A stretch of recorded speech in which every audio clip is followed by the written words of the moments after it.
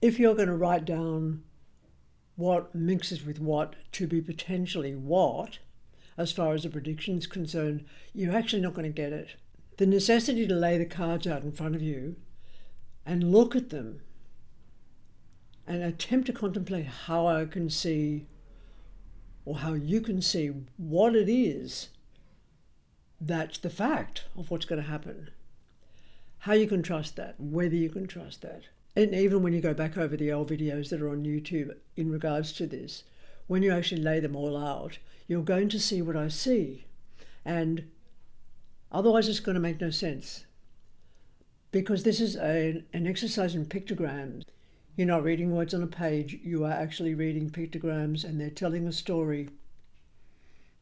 If it was a navigational tool, which is in a way what it is, you'll be giving directions.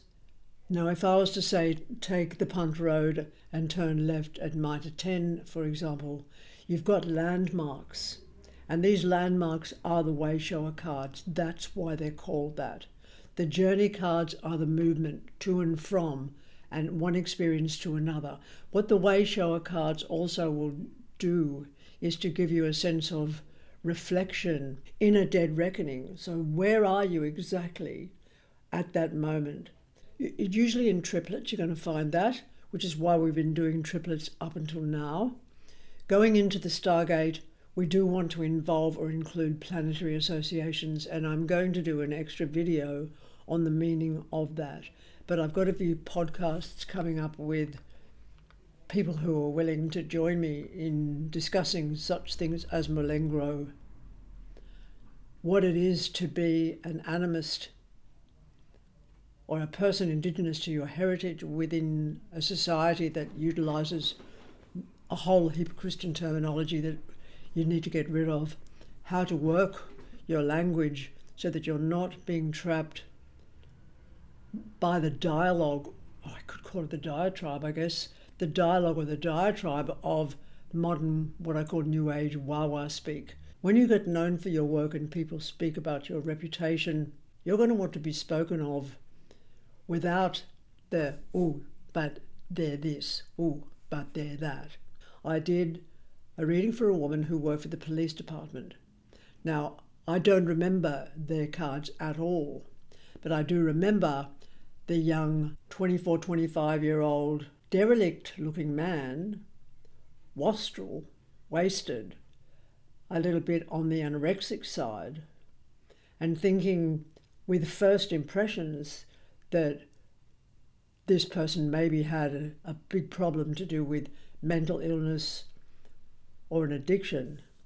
And I was sort of right and sort of wrong, because the person concerned was an undercover cop, and his partner had had his face blown off the week before in a drug-related criminal activity to do with hierarchy. You won't know what it is you're saying or the context for that other person. I'd told him he was safe, and he'd wept because he'd come to me wanting to know whether he was going to be murdered, whether they knew what he was, not so much who he was, and they hadn't picked him. I know what happened from there because he told me what happens within the certain aspects of undercover police and how he was on the gear because he had to be part of the job, and then they take them off and put them in rehab for 6 months.